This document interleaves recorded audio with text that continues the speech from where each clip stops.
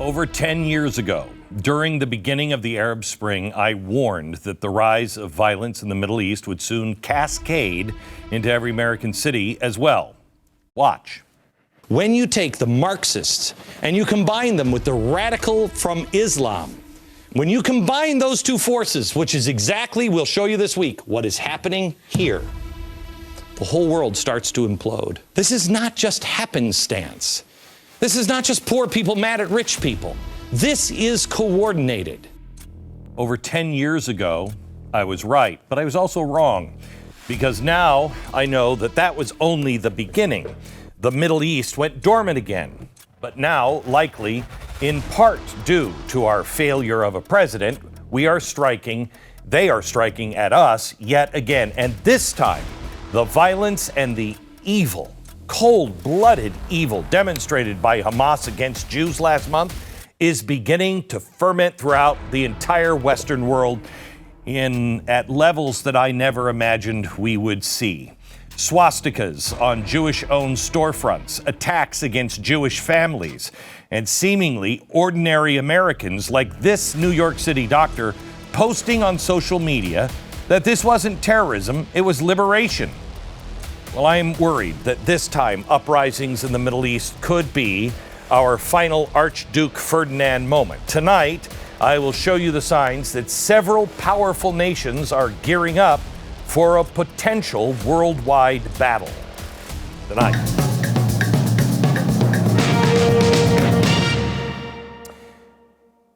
Hello, America.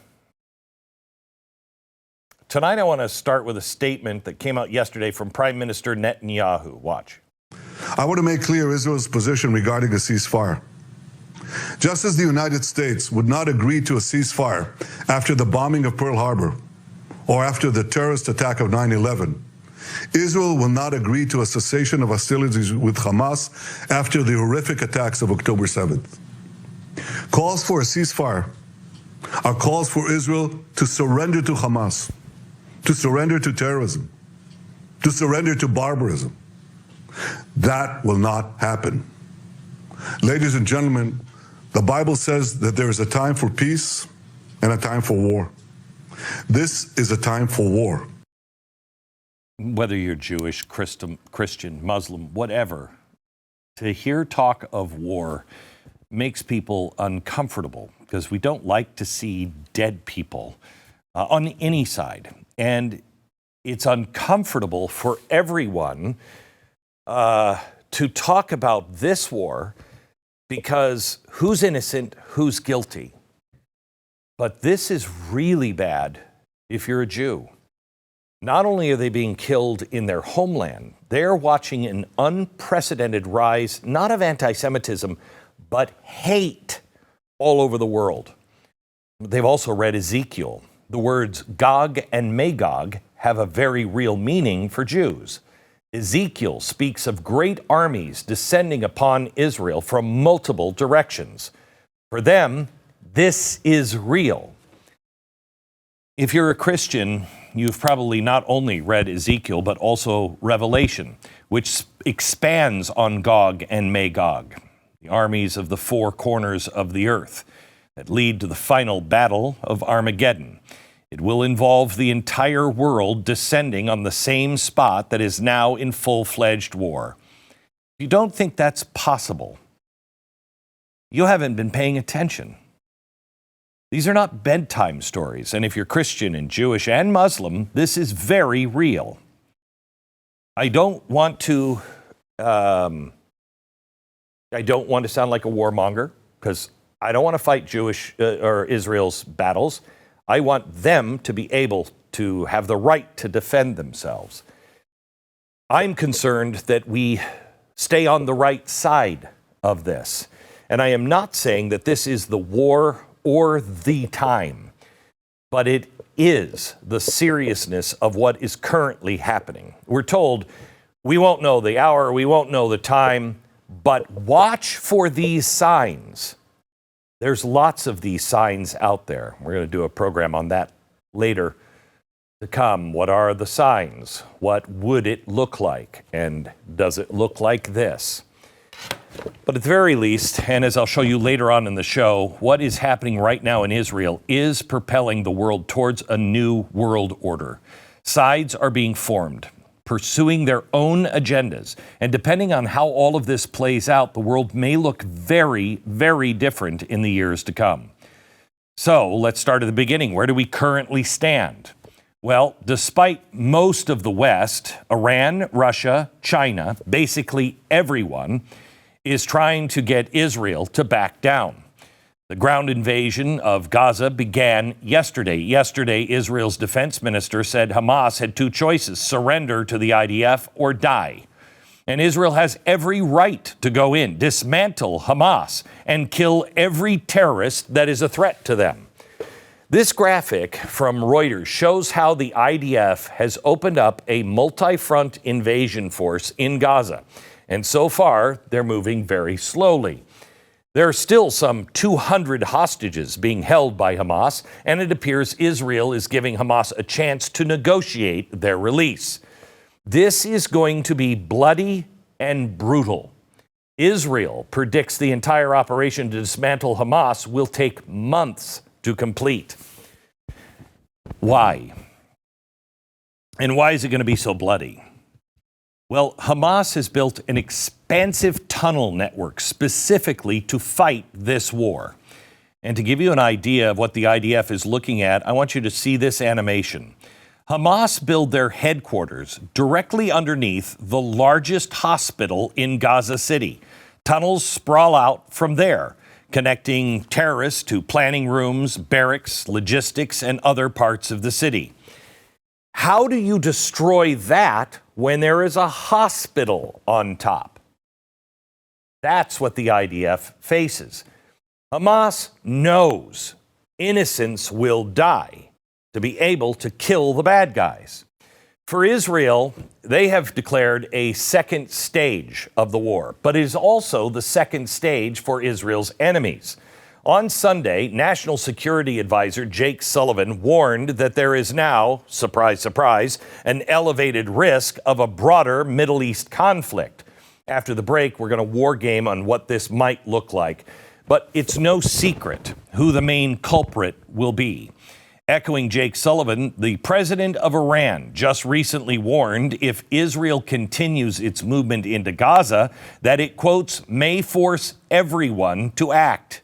He said, quote, the crimes against the Zionist regime have crossed the red lines. Now, I'm sure you've heard the term axis of evil, but the Iranians have dubbed this axis something different, a different name. They call themselves the axis of resistance. Now, who's the axis? Who's in that axis? What does Gog and Magog now look like? I'm going to go back to Israel declaring that they are now in the second stage of the war. Gog and Magog are also in the second stage as well. When I was at Fox, I talked about the Archduke Ferdinand moment in Tunisia, the Arab Spring. I said that the unrest in the Middle East would reach a tipping point and that violence would then cascade into Europe. And then eventually, here in the United States, the masks would come off. The Marxists, the radicals, the anarchists, the authoritarians, all of them would work together with the Islamists. I predicted the return of the caliphate and was mocked for it. As a direct result of me being mocked, we had a caliphate, I think. I mean, I couldn't have planned it better, but ISIS followed. What I do know is that this was now nearly stage one. I thought it was going to move a lot faster. The dismantling of ISIS set the stage for what we're now seeing, stage two. ISIS left a power gap that the Iranian Nazis soon filled. And I mean Iranian Nazis. Their stormtroopers spread out through Iraq, Yemen, Syria, Lebanon, Judea and Samaria, Gaza, all the way to Israel's front and back doors. And they doubled down on attacks on Israel, attacks they knew would draw severe responses, and then waited for the inevitable global pressure campaign against Israel's right to self-defense. And who helped coordinate this global response? Marxists, radicals, anarchists, and authoritarians. We are seeing it all fold out now in real time. For the authoritarians, we're seeing China and Russia both working together to use what currently is happening to criticize Israel and reshape the world in their direction away from the Western world. And if you're curious how far Putin is willing to go to see this through, his closest ally, Kadyrov, announced he was prepared to send his army to aid Hamas. Even ordinary Russians were seen storming the airport looking for suspected Jews. Here's a group of Russians demanding to see a man's passport and his phone to verify if he's a Jew. This is not 1930s Germany. This is Russia, 2023. But there are authoritarians, even within NATO, that appear to be joining the axis of resistance. Erdogan of Turkey announced support for Hamas, called Israel an occupier. Now, let me ask you a question. Turkey is in NATO. I don't know what NATO means anymore, but Turkey is in NATO. If Turkey and Israel go to war and Israel attacks Turkey, are we required then, as a member of NATO, to defend Turkey? Leftists and radicals from Europe to the United States have partnered with Islamists all over the world. Some countries, like Germany, they're so freaked out, the police are doing the work for the Islamists. Here they are taking down signs of missing children from the October 7th attack. Even the mainstream media can't deny it anymore. Hundreds of thousands are taking to the streets. In France, they're marking the homes of Jews and businesses with the Star of David. They are stalking Jews at universities like Cooper Union in New York. They attacked Jews at Tulane. American universities are an absolute cesspool of Jew hatred. I'm sorry, I can't say anti-Semitism anymore. It is the hatred of Jews.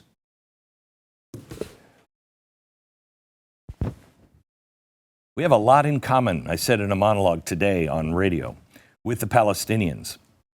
We both have an education system that has been radicalized. It's the modern day Hitler youth, our children and the Palestinian children. The same kind of teaching is happening. Radical leftists like Judith Baker have been preaching this crap for over a decade. Watch, here she is in 2006. Similarly, I think, understanding Hamas, Hezbollah as social movements that are progressive, that are on the left, that are part of a global left, is extremely important. That does not stop us from being critical of certain dimensions of both movements. It doesn't stop those of us who are interested in nonviolent politics from raising the question of whether there are other options besides violence. So again, a critical, important engagement. I mean, I certainly think it should be entered into the conversation on the left. I similarly think boycotts and divestment procedures are, again, an essential component of any resistance movement. She's only umming, because it's 2006. She was saying that out in the open. She just said that fully designated terror groups are, quote, social movements that are progressive and part of the global left. She even admits that they are violent, but by any means necessary, I guess. I mean, we have the same goals. What are those goals? These are the people radicalizing our children. They call Hamas progressive, and our kids believe it. There's actually a group called Queers for Palestine that protests for Hamas en masse. There's no way these kids actually know what they're doing. They're morons. They're being manipulated by radical leftists in coordination with the Islamists. This is what I told you would happen. for the LGBTQ community who are now supporting Hamas, for those misguided kids who are ripping down posters of kidnapped Jews, here's a recent video of a sermon inside the Al-Aqsa Mosque in Jerusalem. Watch. شعبنا الفلسطيني المسلم لا يرضى أن يكون لوطيا واحد يجاهر بفاحشته. هل ترضون أن يكون على أرض القدس وفلسطين لوطيا واحد؟ هل ترضون؟ Sounds a little like Germany, doesn't it? They don't want you there. They will kill you. Wake up. You don't believe me? They just did one they just killed one of their own commanders. 2016. His crime was being gay, so they tortured and killed him. Another gay Palestinian was murdered in the streets of Judea and Samaria, aka the West Bank. That's not Hamas territory. That area is governed by the Palestinian Authority.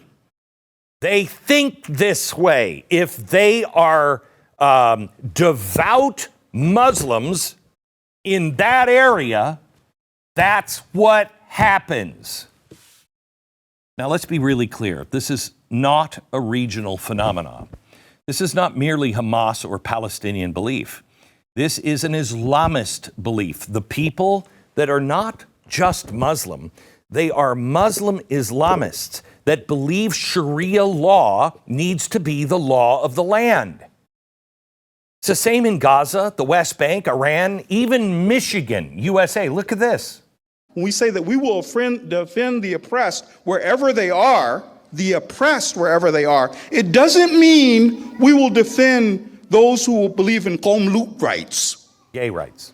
Okay, we're not going to have a rainbow hijab. You know, no, not Qom rights. Right? Those aren't rights. We're very close to the top of the mountain. Liberating the world from all of the tawaghit. The return of your master, Imam Mahdi. We're very close to that. Okay, let's get a couple of things here. This is Dearborn, Michigan. They don't believe in LGBTQ rights. What are you doing? They are not progressive. They sure the hell are not a social movement that is part of a global left. Can you imagine one preacher that would have said that, a Christian, a Jew, what the left would do to that person?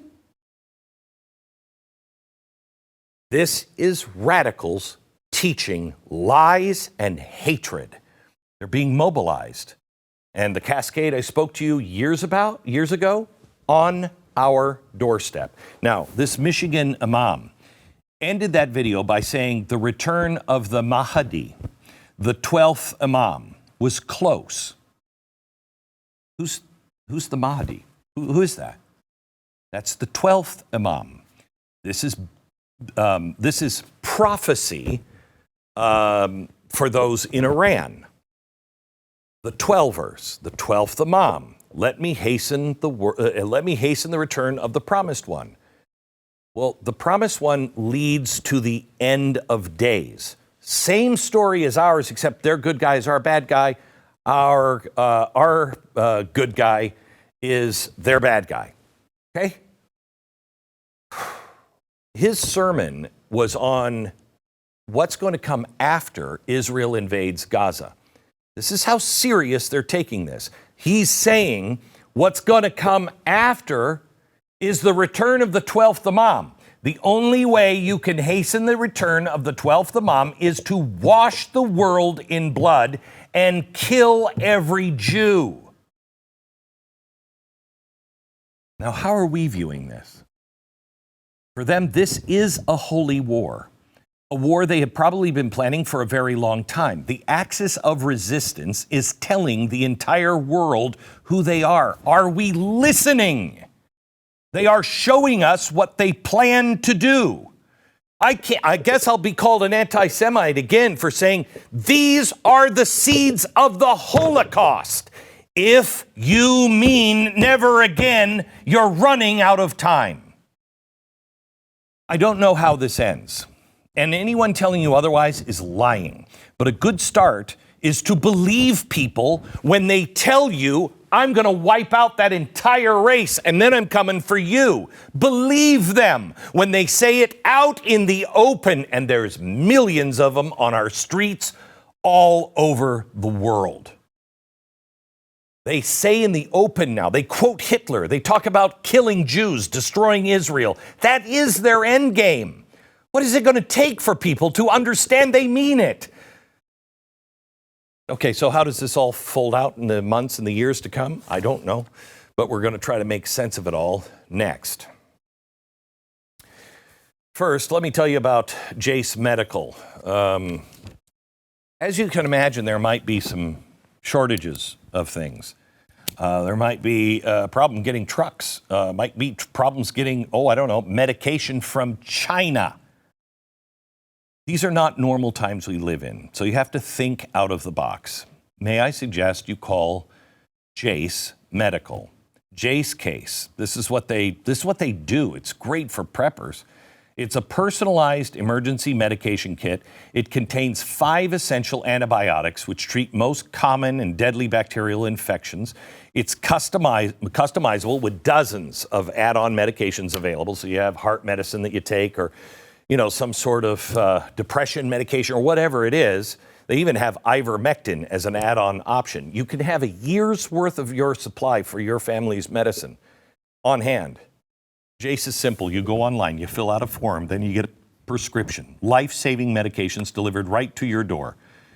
Jase Case will give you peace of mind, so you're not just hoping to have access to medicine in an emergency. You diabetic? They can help you. JaseMedical.com. Enter the promo code Beck. Do it at checkout and get a discount on your order. It's promo code Beck at JaseMedical.com. Welcome back to the program. I wanted to bring Jason Buttrill in with us. Jason has been a friend. He was first a protector of mine. He's military intelligence and has become my chief researcher and has been with me for a long time. And we have been looking at this for a long time. And it's terrifying to me to see this happen, because I saw this 15 years ago. And now here it is. So let's go over it. Here's tiny little Israel right here. And this is Jordan. Yep. This is Syria. And this is Iraq. Okay. Saudi Arabia, Egypt. This is where the Houthis are. Yeah. You'll notice the oil comes here and then through the canal up into the Mediterranean and out. That's going to play a very big role because, first of all, let's go through the axis of resistance. Who is that? So Iran is the first one to say it. Yep. But it's very obvious just on geopolitical trends and who is now supporting Iran, or at least indirectly by trying to, push down Israel. We're looking at Russia and we're looking at China. Okay, these are strangely the same countries that are working to destroy America. Yes. Right now. Gog and Magog. Explain. It's interesting if you read it just in Ezekiel, it's described as armies coming down from the north. Mm-hmm. But when you look at it in Revelation, it's even more broad. So he talks about the 4 corners of the world. So basically the entire world is getting involved in this tiny little spot. So some people believe it is the treaty made between what is now Russia and Iran, Persia, and they form an alliance. This is the first time there's been an alliance between these two countries. And you can see the armies of the north coming down easily. I could even see Germany and France getting involved. How do you deal with the millions of people that are on the street? You'll have a civil war all throughout the West. Yeah. Germany was already sending their police out to do the work of the Islamists. I mean, you're looking at people, just like what you talked about before the break. You're looking at people that have now, an entire generation, that has been indoctrinated on, like that video that you showed of that gender studies, woman. They're being told that this is a political movement. Terror organizations, a political movement that are part of the global left. Now, if you have an entire generation brought up on that, that's how you see politicians within parliaments or within Congress or police in Germany that are now willing to do the work of the Islamists and tear down all these pictures of Jews. That's how you end up getting stars of David on houses. I mean, you wonder, how could what happened in Germany in the 30s happen? You're looking at it in real time right now. It's disgusting. And who are we? Are we going to end up differently than the German people did? Will we remain silent because it doesn't affect us? If you remain silent now, you will face dire consequences down the... We know this from history. It always happens the same way. All right, so you could see the armies coming from the north. You could see them coming from China. Yeah, honestly, I mean, somebody asked me a question today, Glenn, can the next president turn this around, assuming it's not Joe Biden? And I said, I don't know. I don't know. It's a year and several months away yet from a new president. I mean, we could have that Jimmy Carter, Ronald Reagan moment, but we could be deep into war. And you give our press another year of Israel going after Hamas, our press is going to turn, and the whole country can turn. With 50% in the younger set under 35, 50% say Hamas is the good guy. Yeah, which is absolutely insane.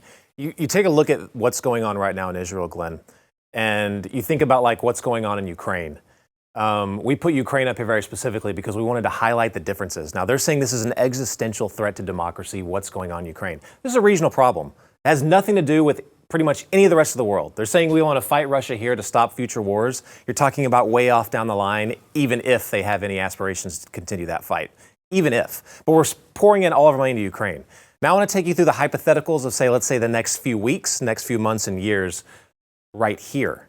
Now, we just got word not too long ago, maybe an hour or so ago, that the commander of the Marine Forces in CENTCOM just canceled the Marine Corps birthday celebration. I think it's like 248 years. That doesn't happen. Does not happen. That's on November 16th, I believe, was supposed to be there. So what that means is that they are in a heightened state of readiness. They're expecting to get a warning order to do something, whether that's evacuate embassies all throughout the area, whether that's to respond to something major. We're not too sure, but let me give you that possibility. Now, if this invasion in Gaza continues to go well for the Israelis, if they're dismantling Hamas as they said they will, you're gonna get the pressure. What is Iran going to do? Can I just tell you? Yeah. What they possibly could do is, you mentioned the Strait of Hormuz, which is right here, one of the most highly trafficked straits for oil. And also the Bab el-Mandeb Strait here going through the Red Sea and out, as you said, to the rest of the world. Like now. This is what always irritated me about how the media talked about the crisis between Saudi Arabia and Yemen. They never said why the Iranians were so concentrated on Yemen. That is why. Now, if a major conflict were to break out in Israel, as in today, all they would have to do is block that, and we're done. And we're done. We would have to get involved. Now, how different is that scenario, which is a very real possibility, than that one? That is the seriousness of what's going on right now. Iran, I mean, first of all, the Houthis are already sending missiles over, and we've shot them down. The other thing that we need to really understand here is that, what was it? How many days ago did we bomb all of the outposts that were hitting our soldiers? Yeah. I think we had 20 or 21 or something like that. Outposts, American bases and others that had received drone strikes. Last number is 28. 28. Yeah. So we struck back and said, don't do that anymore. And now they've done another 4 to 6 strikes on us. Yeah. 28. They're not stopping. And all of that comes from Iran.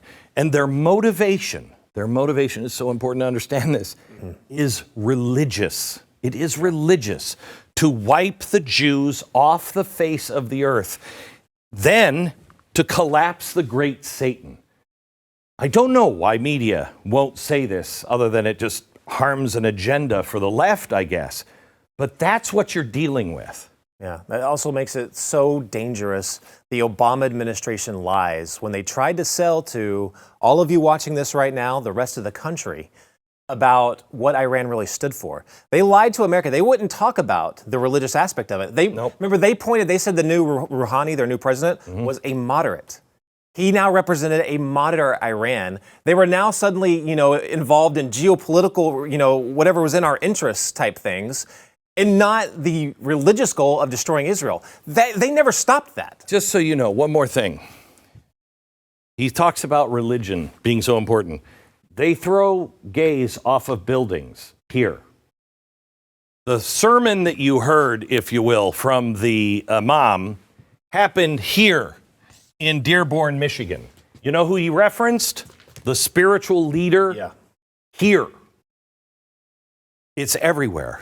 It is everywhere. And unfortunately, we have 10 million people in our borders that we don't even know who they are or where they are.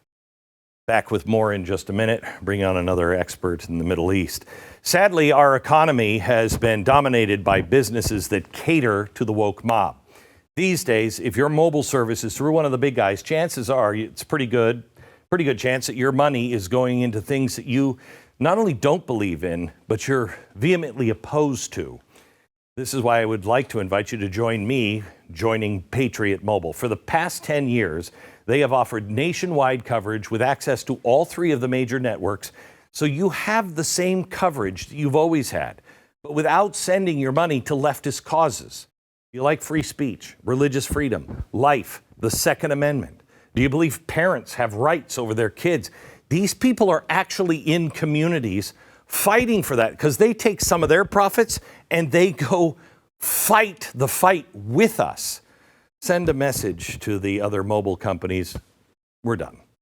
Their 100% US-based customer service team will help make switching incredibly easy for you. Whether you keep your number, keep your phone, or upgrade, or both, Patriot Mobile going to get you the plan that you need at a better price. Go to patriotmobile.com/Beck or call 972-PATRIOT, 972-PATRIOT, or patriotmobile.com/Beck. For the next 20 minutes or so, we're going to spend some time with Republican U.S. Congressman Cory Mills of Florida. He is a decorated combat veteran of the U.S. Army's 82nd Airborne Division. He is a recipient of the Bronze Star. He served in Afghanistan, Iraq, the U.S. State Department, now Congress. I don't know which one we should give him the medals for. But he was also a Trump appointee to the Pentagon as a Department of Defense advisor. He has served his country in very tangible ways. Most recently, he has been on the ground in Israel helping U.S. citizens evacuate, a partnership that Mercury One is very proud to have. All right, let me go to Congressman Mills. How are you, sir? Doing well. Thanks for the intro. I wanted to have you on today because I had you on, I think, on Monday as you were bringing people back from Israel.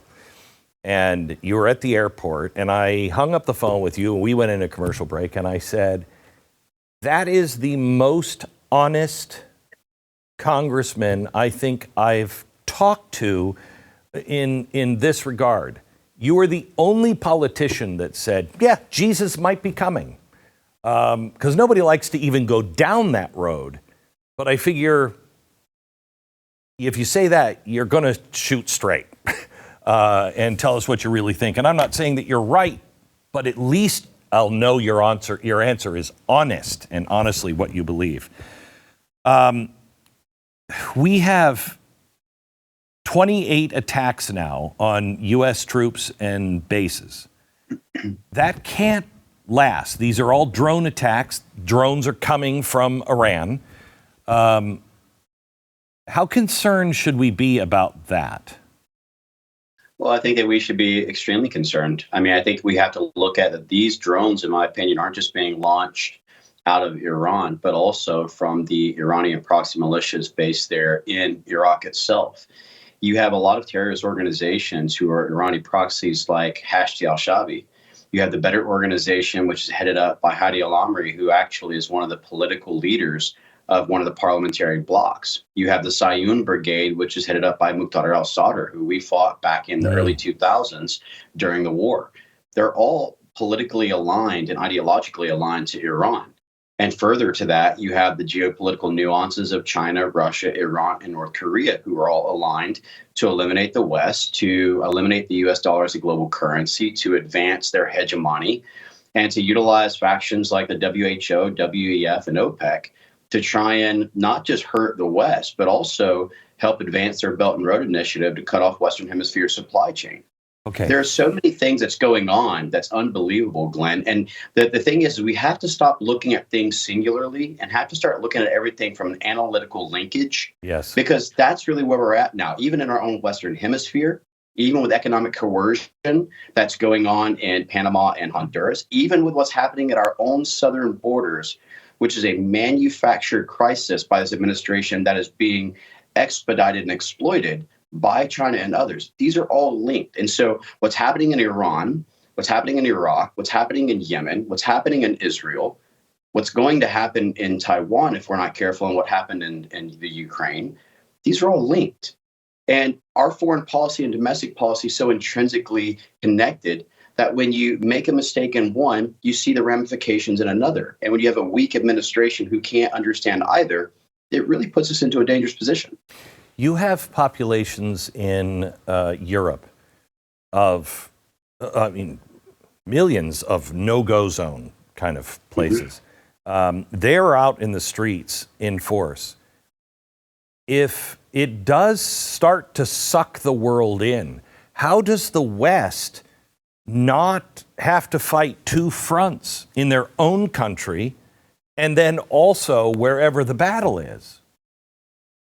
Well, the reality is that we're already fighting one of the main fronts, which is the most threatening and damaging, which is the cultural and the religious warfare that we're seeing here at home.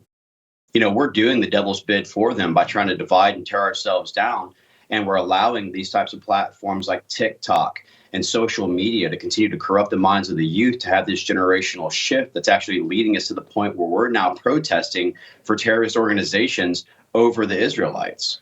You're seeing where some of our biggest fighting and some of the things that we need to be paying attention to is in our own academia. I know. You're seeing this in Cornell. You're seeing this at NYU, where students no longer feel safe based upon their faith, based upon their cultures. Marco Rubio said something recently that I think needs to be pushed and definitely needs to be presented, which is that if you're here in America on a visa, most of the time it's an expired visa, but on a visa or on a student visa, and you want to protest and support terrorist organizations, and you want to endanger the lives of Americans who have Israel or Judeo faith, then guess what? You should be immediately expelled, in my opinion. I agree. Because we're not in violation of violating your First Amendment rights. You're not American. You're on a visa to begin with. But we have to secure our borders, and we have to start thinking of things in three ways. The Biden administration and that geopolitical alignment I just talked about has three key focuses. It's to weaken us economically, militarily, and diplomatically. And just to kind of touch on those, economically, they're trying to continue to keep us in a state where we're actually completely dependent upon resources, supply chain, and energy from adversarial nations. The second part of it is that they're trying to at the same time spread and eliminate the US dollar from the global currency so that they can go ahead and make sure that not only does our debt grow up, but also our developing nations around the world no longer have confidence in our dollar, so they stop using it, which throws us into hyperinflation. That also leads to diplomatic teardown whenever we're not able to support our allies and not able to hold our adversaries accountable. And the last piece, which we're already seeing, I'm a member of the Armed Services Committee, but I'm also a member of the Foreign Affairs Committee, is that they're utilizing things like DEI and all of these transsexual and pansexual and gender fluidity to try and poison the minds of our military to weaken it, which is why we're at a deficit of almost 2.5 divisions in recruitment. This is not fecklessness. This is not ineptitude. This is all intentional in an effort to try and go. And what we're in right now is a fight for the axis of evil. It is the good versus evil that we're actually facing right now. It is not even a stance of Republican versus Democrat or socialist versus conservative. This is now good versus evil, America versus anti-America. And so the minute that we start understanding the evolution of this, Glenn, the better off we're going to be. And guess what? we are still a constitutional republic, so long as we can keep it. And that is based upon our Christian Judeo faiths, which is that inalienable right that we continue to fight and protect, which is why we're that shining beacon on the hill. And to answer your original statement in my intro, I'm probably at more risk in Congress than I was when I was on the battlefield. At least I knew who my enemy was. Exactly right. I know. All right. More in a minute. First, let me tell you about home title lock. Most people have no idea there's an invisible gap in their home's protection. Your home, your equity is at risk. This invisible threat is house stealing. From FBI crime stories, I quote, con artists pick a house. It can be a vacation home, rental property, or the home somebody's living in right now. They transfer the deed of the house into their name by obtaining the forms, using fake IDs, filling out the paperwork with proper authorities, and now they own the home, end quote.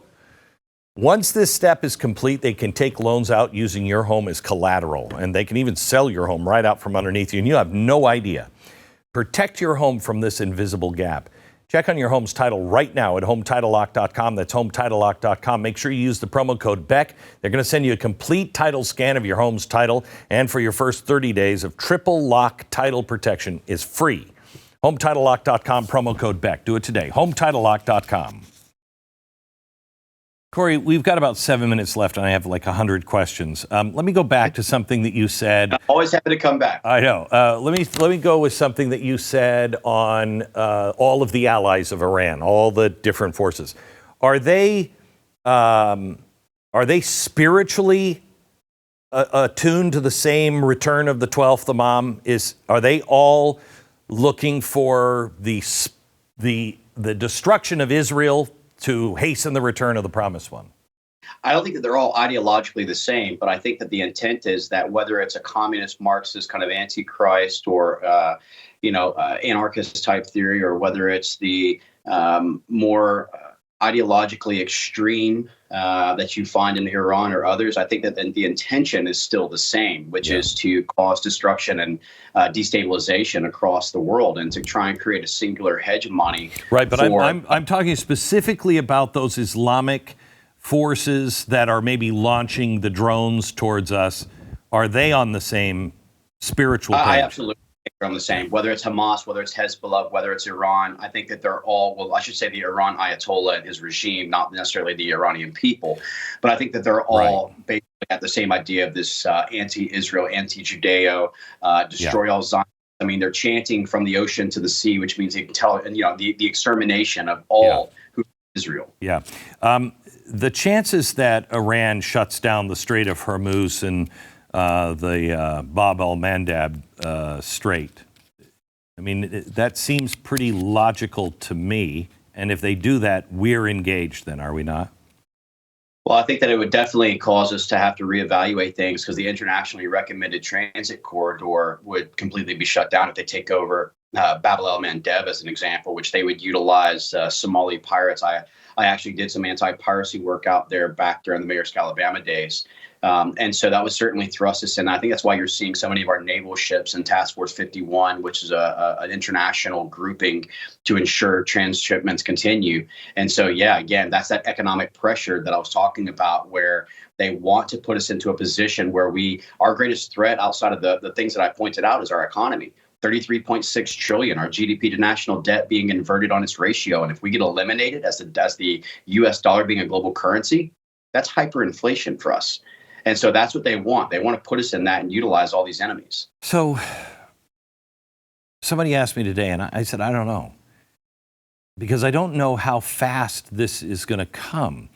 Can the next president, if it's not Joe Biden, could we have a Ronald Reagan, Jimmy Carter moment where it just ends? Would that scare them enough? Absolutely. And I think that what we need to look at, and I would love to be able to speak this in more entirety, but I'll go into the short version. We have to start backing up our valuation of our currency, not off this gold standard that we used in the past, but by energy production. We have to understand that energy is the true global currency. Yes.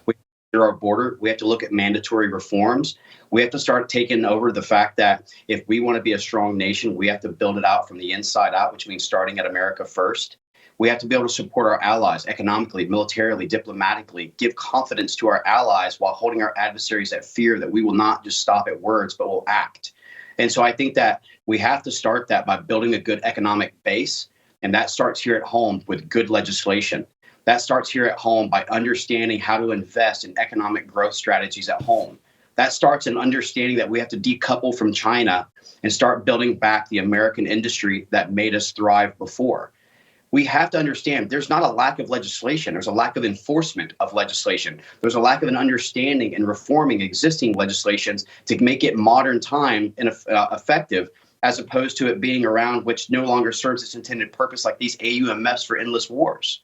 We have to do things differently than we have in the past. We have to evolve to understanding that it's no longer just kinetic warfare. It's economic, it's resource, it's cyber, and it's cultural warfare. And the minute that we understand all of these elements, we can actually dominate by utilizing quantum entanglement. We could use the quantum race the way that Reagan used the space race to, decapitate the Russian economy the way we do it for the Chinese. There's so much more we can do. Deep sea harvesting to start getting our own supply chain and raw materials and rare earth mineral mines. The world is 73% made up of water. We don't need to worry about the 15 of 16 rare earth mineral mines controlled by China. There's a lot we can do. And this next president can definitely do it. And I'm hoping that that's going to be Donald J. Trump, who understands foreign policy. Okay, I've got exactly 2 minutes and 2 questions for you. Is there any warning sign, anything that you could say, if this happens, it's either better or worse? We're taking another step. Is there anything we should watch for?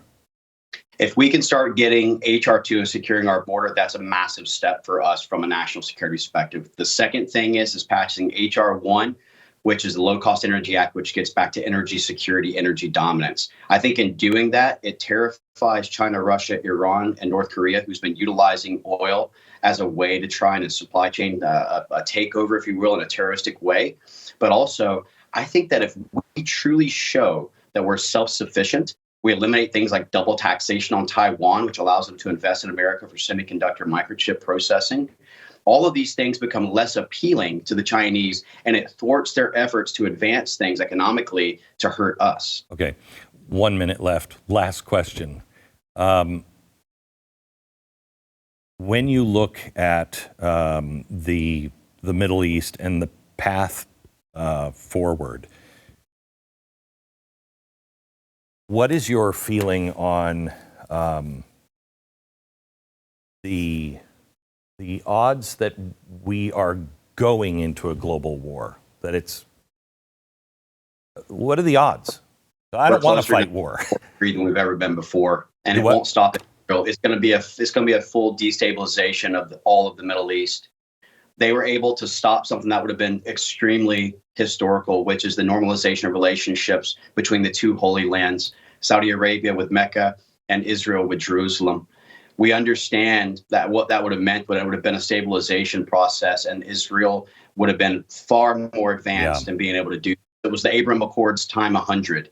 But that's why China, Russia, Iran, and these antichrists and these individuals who don't believe in the Christian Judeo-faith were so against it. Got to cut you off. Got to go. Thank you. Good night, Thank you, America. Glenn. You bet.